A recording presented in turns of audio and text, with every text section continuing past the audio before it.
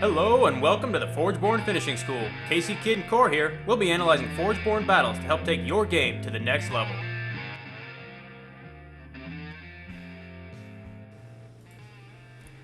Hey everyone, welcome. Casey, Kidd, and Core here with another video in our faction pairing breakdown. This time going over the Esperian Strategy.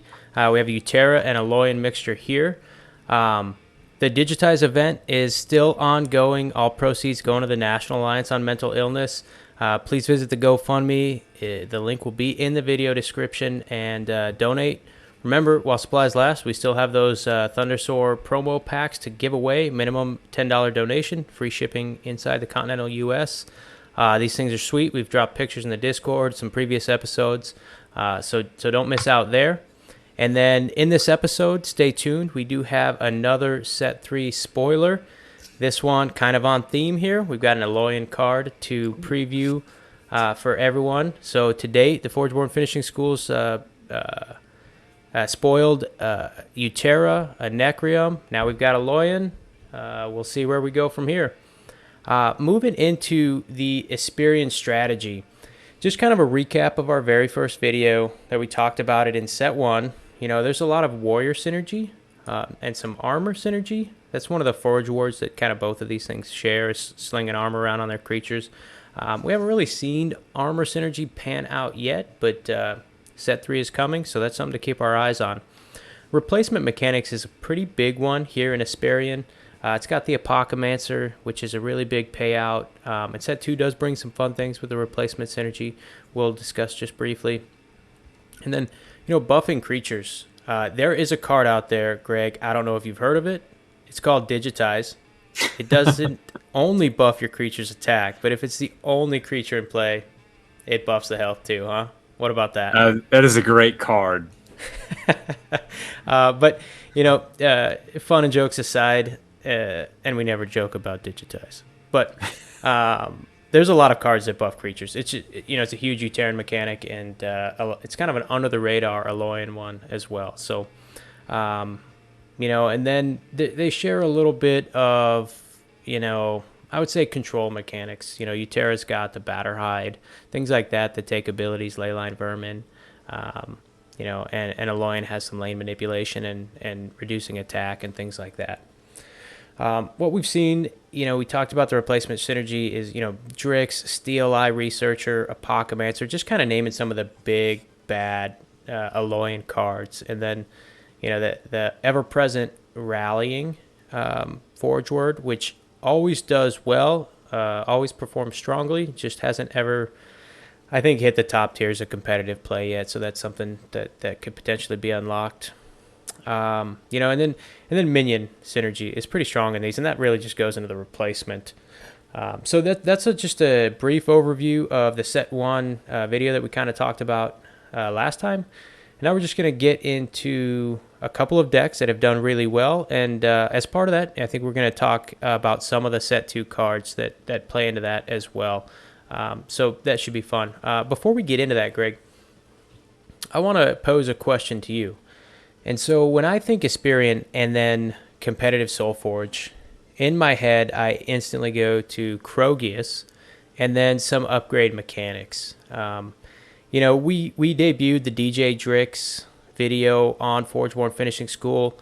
You know, upgrading Krogius wasn't a new thing before that, but really doing it with Esperian, I think, hadn't been really thought of and pulled out at that point. So, you know, that was pretty cool to see the plethora of DJ Drix decks kick off after that. But then I kind of go further down the scene and look at the meta as a whole. Are we looking at a future competitive Solforge, or are we already there where you need, you know, these combo or big bad pieces like Krogius? Is it a requirement to play competitive Solforge to have Krogius, or to have, you know, the Nova Elementalist, which brings the Rumble Spark Elemental into play, you know, or even maybe Mad Lab?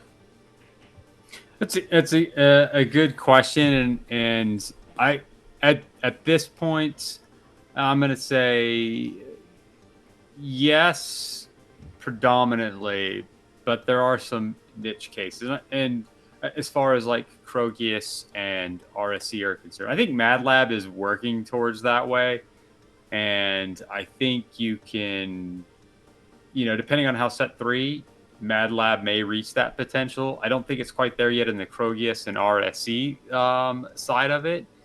But I also say no because there are some deck archetypes that are just high roll mechanic decks that work well. We've seen Dark Forge Drain that I've experienced with, or some very tuned life gain decks that are control and big creatures that we've seen using the Kindred. So yes, predominantly it is much easier to roll a deck that has Krogius or RSC and getting a good half deck with that, and then pairing it with just another good rolled half deck to make it work. Whereas outside of that, you're looking for two really good high roll decks that don't have that can perform well, which is much a rarer edge case. And then so predominantly yes. Obviously, we know there are some niche cases where it's not, but it is much easier to field a competitive deck to pilot it well using those two cards. And I think Mad Lab is another one of those kind of high rolls. You have to get those cards both in the same deck and find a good pairing with it. It seems to be a lot of fun to play. I don't know that personally, but it was fun to play against. So, can it get there? I think we'll have to see how set 3 goes to see if you can find things that pair really well into it, or finding that right roll to pair into that Mad Lab deck. I think that's really just a great way to break it down, because I'm really high on Mad Lab. I always have been, and maybe that's just because it is so fun. But I think you're right. It's on the cusp. It needs a couple more things, and almost probably does fit into those high roll synergistic decks that can kind of reach up into the competitive atmosphere for sure.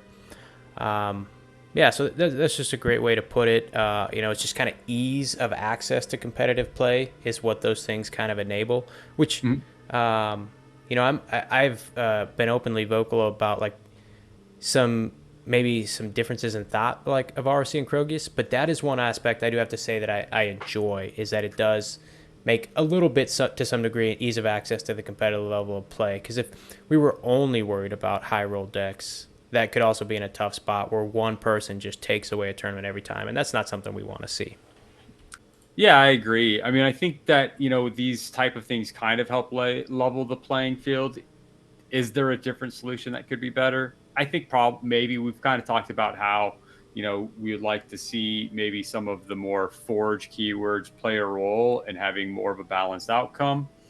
But outside of that, you can get kind of a level playing field.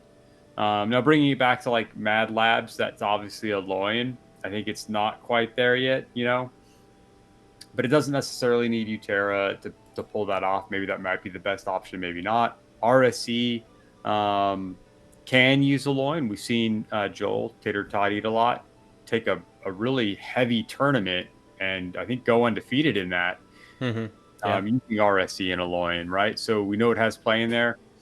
But then, Krogius, we've seen that kick off, and that's another one that can tie back into a Loyan, right? And I think predominantly that's through Steel, Rosetta, and Enhance, either level 2 or level 3, being able to help mitigate the bad plays of the first level Krogius in some cases.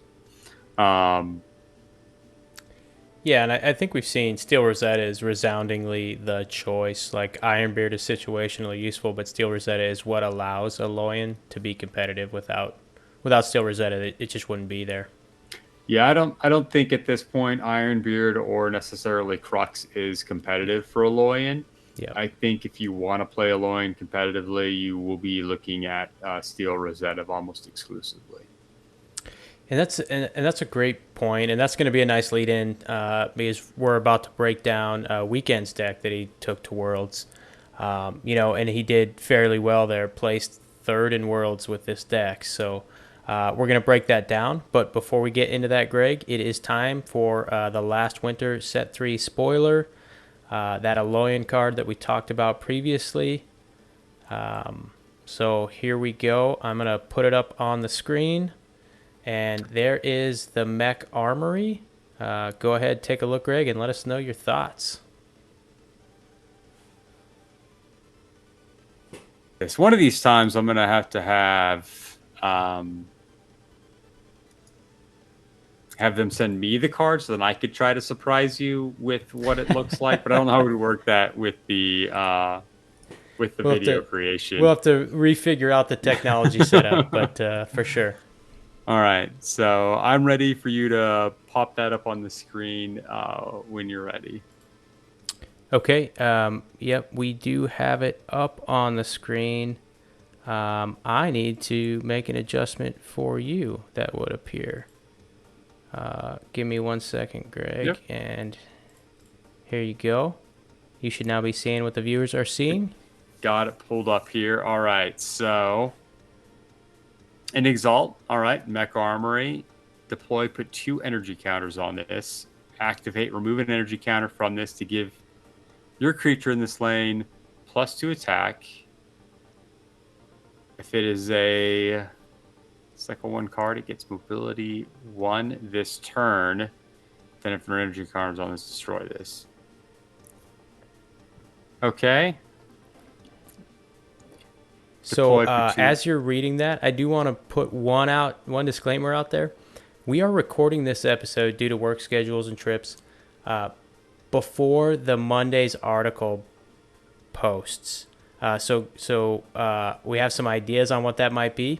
And as you're watching this, you know a lot more about this card than we know, I think. But it's going to have some fun speculation. So we're going to do some retroactive speculation and see if we got it right what the Monday article predicts. Sorry, go ahead, Greg. All right. Remove energy counter this to give your creature in this lane +4. So it's got to be something with the energy. So now you've got me. I don't know about this Monday article. I've been really busy at work, so I'm guessing it has something to do with energy counters almost. Well, so every Monday, Stoneblade has been posting an article that's kind of a teaser into the spoiled cards that week. So this card is spoiling on Friday after the Monday article coming up in a couple of days, Greg. So we get to have the strange pleasure of posting on air our thoughts about what is going to be posted in that article. Okay. I find this enjoyable. I haven't seen the article either, but I'm going to have a couple of speculations. So. All right. Remove an energy counter from this. Give your creature this lane +4 attack. Gives mobility 2. Then if there's no energy counters on this, destroy this. And then the level 3, put 2 energy counters on this. Activate, remove energy counter from this to give your creature this lane +8 attack. This turn it gets mobility 3. Then if there are energy counters on this, destroy this. So this is an interesting card. I don't like the level gating of Cycle 1 and Cycle 2 cards. Level 1, Level 2 cards. Because if you draw them late, right? Yeah. You just lose out on the mobility, though. But yes. Yeah, you lose on the mobility. But I think the 2 attack and the 4 attack is okay. I think in this instance, the mobility is going to be probably the more key. Like, I guess I'm not high on this card. Mm-hmm. Losing on the mobility loses you the flexibility. Like, if I want to just give creature +2 attack, I think there are a lot of better cards that do that. Mm-hmm. Like, there are a lot of better cards that allow you to get an advantage than just giving you +2 attack or +4 attack. Now, the +8 attack is great, but that's your level 3 card, right? Like, this card's not good as an underdrop. It hinders you as an underdrop. And I think where it could get some plays if you had more access to the mobility, but that's level gated. So I'm going to say I'm not a big fan of this card. Maybe it'll surprise me. Maybe it'll be one of those cards that gets, like, there are other things maybe that plays well with this card. Maybe something with energy counters. Yeah, so, in the recent words of our friend Shuffle Bus Neil, not every card can be a banger.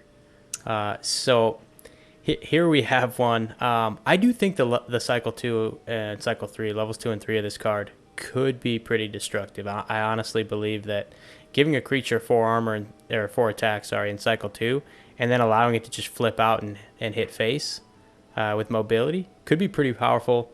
At cycle 3, 8, and being able to flip out and hit face is really strong, but I'm not sure it's worth the cost of leveling this thing up there.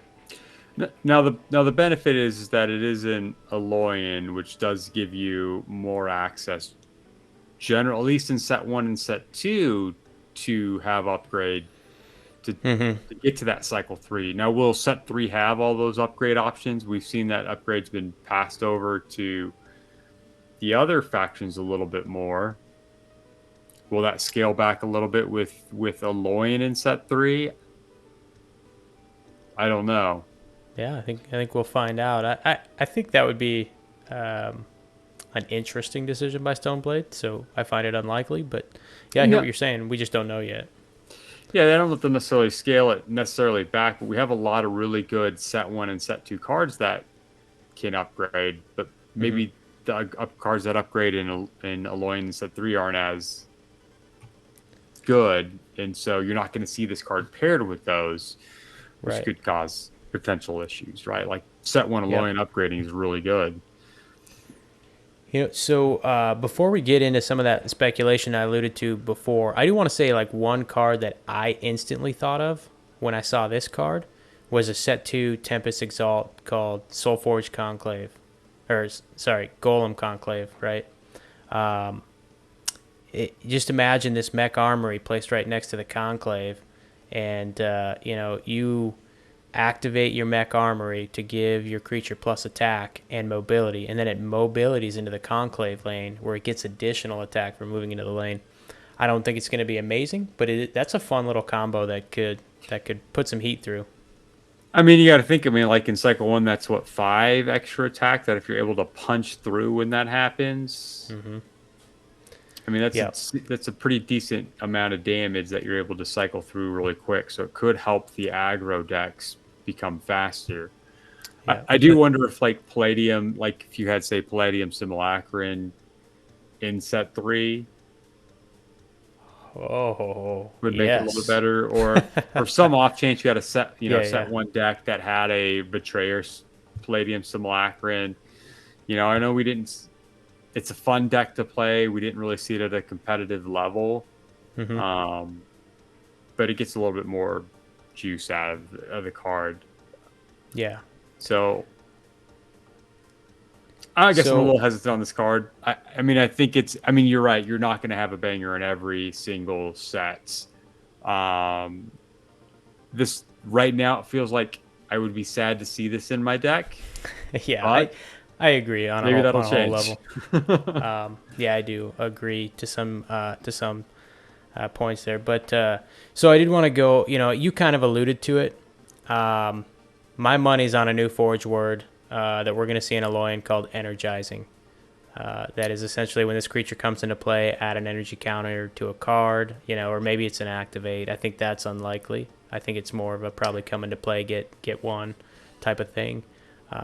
But yeah, there's got to be an energy counter addition mechanic, and then sometime down the road in the life of a game, there might be a subtraction mechanic. I could see this card being much better if there are other ways that are just like free or easy ways. Like I don't want to build a deck around this card, but Hmm. if there's just things that like other things that use energy counters and other things that just added or moved energy counters, then you can start seeing some value on this card a little bit more, because with it not destroying by playing the other exalts, right? It destroys Hmm. when it runs out of counters. So if you're able to like keep multiple of these up with multiple counters on them, then you start getting some real value. Hmm. So without seeing that, but maybe we'll see that. That'd be interesting. Could be Yeah, and also another fun mechanic, another layer to the game. absolutely. The very last thing I want to say on this before we move into breaking down Weekend's third place Worlds deck, which we already did, kind of break down before, so we won't go too in depth to it, but we are going to cover it. Is if you look closely on this card, right? So my assumption is that this mech armor creature coming out of the armory is meant for battle, right? It should be an agile creation for war, but yet it has the little traffic controller down at the bottom trying to get it to come out of this door straight so it doesn't hit the building or step on one of its little people. I find that immensely enjoyable that they have to have that guy there to get this robot safely out of this door that is easily large enough for it to escape. Just got to throw that out there. It looks a little clunky for mobility. Yeah. Well, Ironbeard was probably behind the creation of this one. There you go. Okay, so we are going to move over into just doing a little bit of deck analysis here. Get everything set up on the screen, and we should be good to go. So, as I kind of mentioned or alluded to, this is the Weekends deck, and did very, very well with it.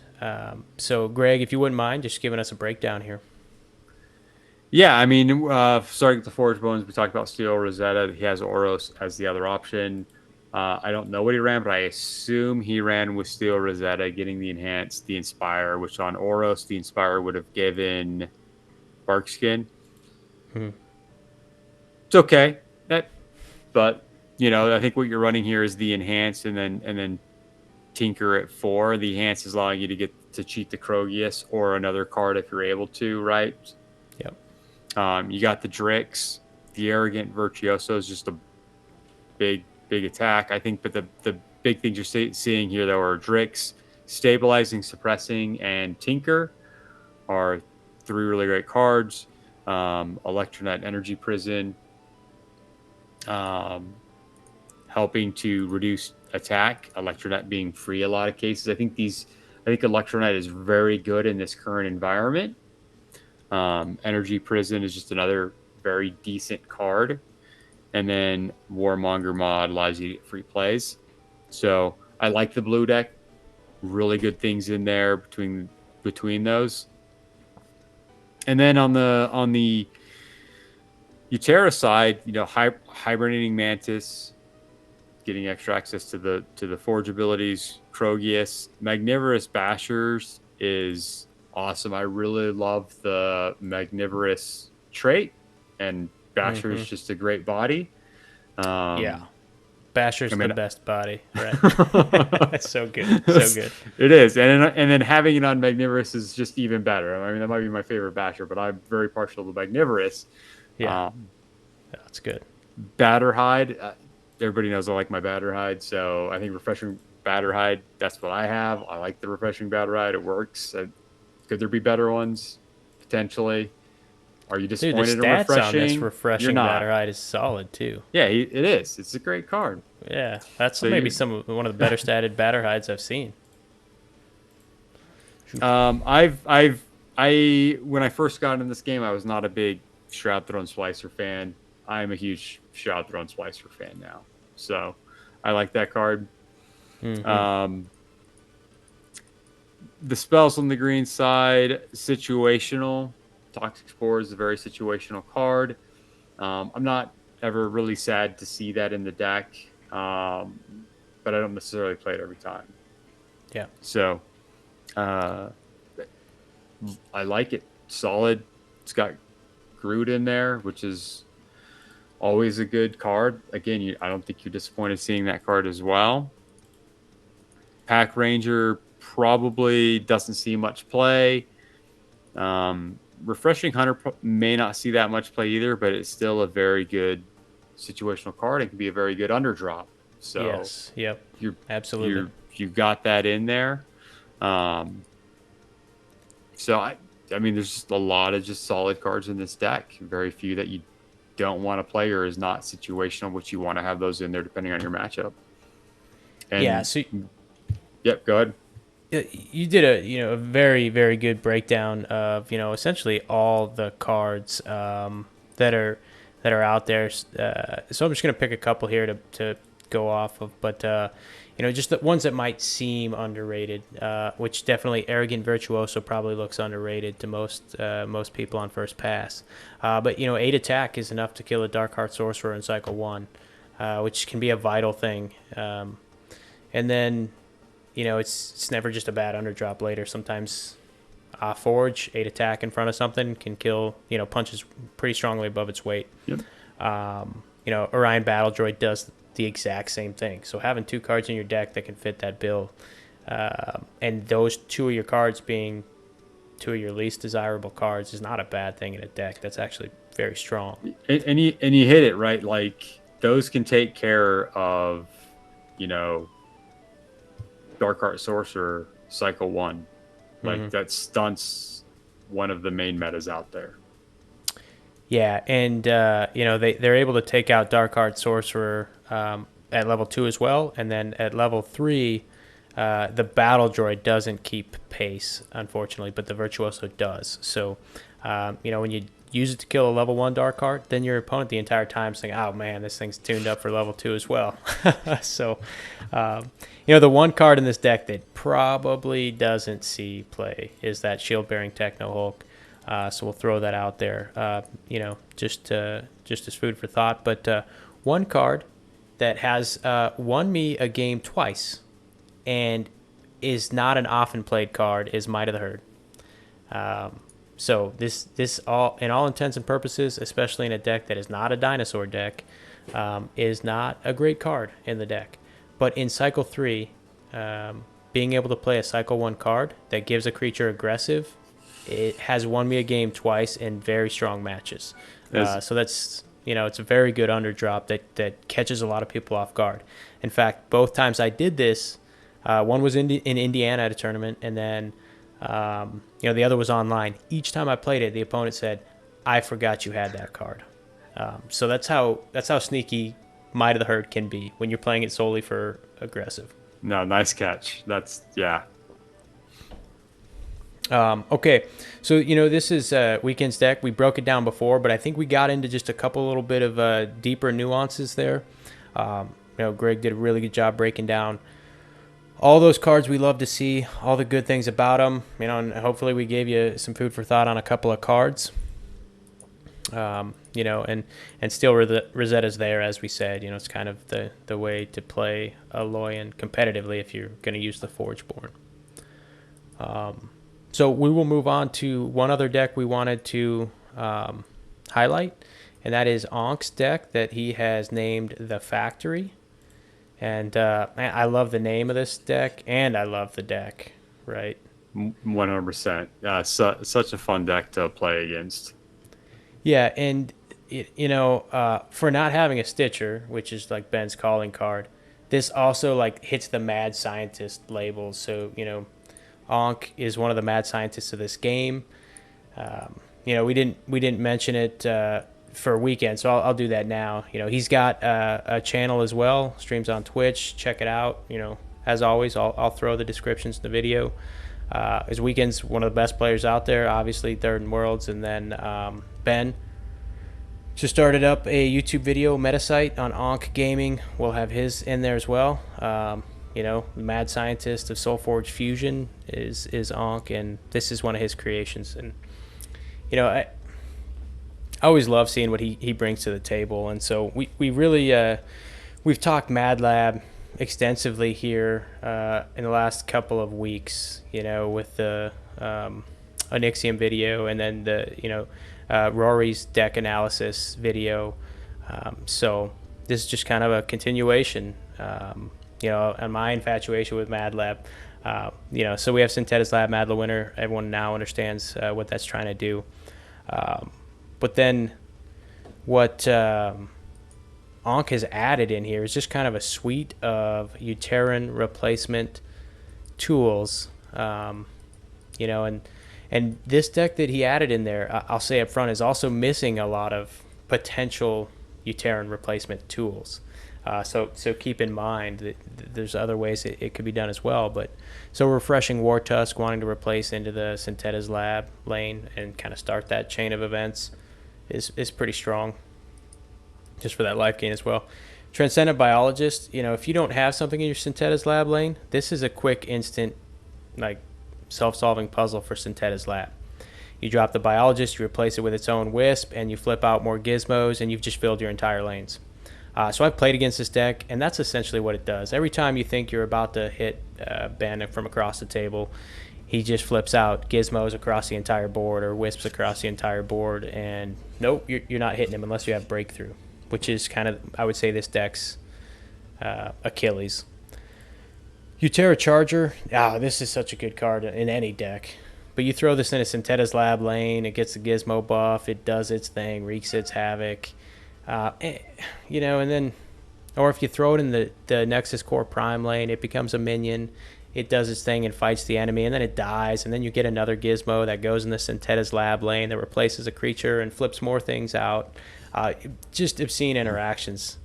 So there's just kind of some food for thought there with Utera Charger, Nexus Core Prime, Syntheta's Lab, all these creatures. Mustic Megathaw, you know, you're playing Syntheta's Lab, you're playing Nexus Core Prime, which kind of helps out there.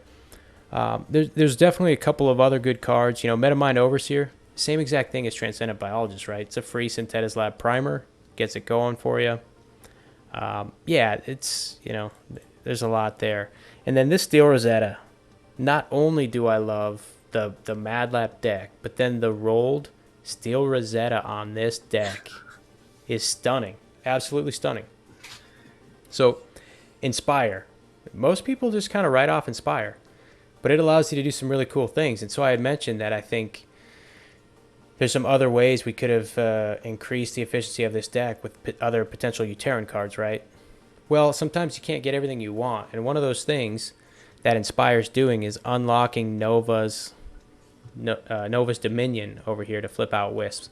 That's your guaranteed Nexus Core Prime flip. That's Syntheta's Lab Primer, all those things. And then this one, right? The set 2 Forgeborn ability. Maybe in the running for one of the best set 2 new Forgeborn abilities, Nanotech Disruptor here. Anytime you replace a creature this turn, deal 6 damage to a creature. If you haven't been listening, this deck replaces creatures. And it does it excessively. So, you know, I've watched Ben just clear boards by filling up lanes, replacing. So, yeah. Sorry, Greg, I kind of went off and took it away and went through every card. But what are your thoughts here? Do you got anything that I missed? No, I mean, I think you covered a lot of it. I think there are some other things, you know, when we look at the deck list that, you know, we could also talk about. For one, yes, playing against this deck is a lot of fun. Like, you can clear the board and then Ben just turns around and just refills the board back in one one phase. You're just like, how am I going to punch through? But some other, you know, some other, you know, good cards in here. I mean, Tinker is always a great card. That's in the toolbox of this deck, right? Looking at the spells, Glowhive Nursery, another part of that mechanic of just getting bodies on the board, being able to replace. Vine Lash is a really great card. And you have to also kind of play around Isolate, right? So not only is he filling the board, you have to try to play around Isolate. And then Energy Prison for against some decks, really great card. Is it going to be used every time? No, but that's another one of those you put in the toolbox. You're not going to play every card in your hand, so having these toolbox cards are important. Tinker, Energy Prison, Isolate, right? Mm-hmm. It has those cards available to you. Bidding Basher, you know, still just a breakthrough creature. You top that onto a Gizmo or a Mega Gizmo. It's breakthrough damage that can, you know, help seal the game. So it's got a lot of great things going with it, you know, and you talked about the Forgeborn Enhance, another great ability. So Forgeborn is stacked, right? You're seeing the stacked Steel Rosettas in that competitive play. You know, I'm glad you brought up Tinker. This is a really cool interaction, but Tinker says you may destroy a minion. It does not say you may destroy your enemy's minion. So there's another thing, you know, let's say you have a empty lane that they're about to hit you through, you know, play the Camouflage Tinker, destroy whatever minions, you know, unopposed in the Nexus Core Prime lane and flip a Gizmo out to be a blocker. Toolbox, just like you said. Exactly. So great deck, really fun to play against, really just fun playing against Ben, right? So I'm still looking for a, you know, Mad Lab deck. Everybody got one? Hit me up. Whoa. Dibs, right? You don't have one yet either? No. Man. No.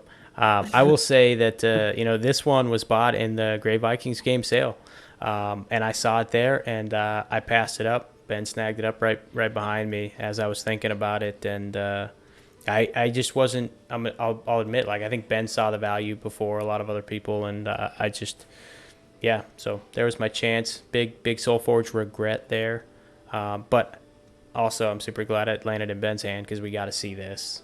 Yeah, this is just a great. Just if you haven't got a chance to play Ben against the factory with him playing the factory, it's a lot of fun. All right, well, that is, kind of our Esperian catch-up, showing you a couple of competitive decks, that are currently in the running here. We showed you a deck using set 2 and then a deck using set 1, and then talked about some of the new set 2 cards just briefly. We do kind of want to throw out a little bit, something we've been thinking about here. Is we have a deck that we've kind of been, let's call it an archetype, that we've kind of been playing around with in our lab, and we haven't quite tweaked it fully yet, but it has what I would say is the makings of a competitive archetype that has yet, or at least a twist on an archetype that has yet to be seen in competitive Solforge or in the wild. So stay tuned for a video here in the near future where we're going to break that deck down. And essentially what we're going to do is say, hey, public, this is the idea. We have some decks that are close to doing what we want to do, but we don't have the right decks. So we're going to throw it out in the wild and see if, as a community, we can create the right deck. And just whoever happens to have it, hopefully they can do something strong with it. We'll see. Kind of a fun experiment.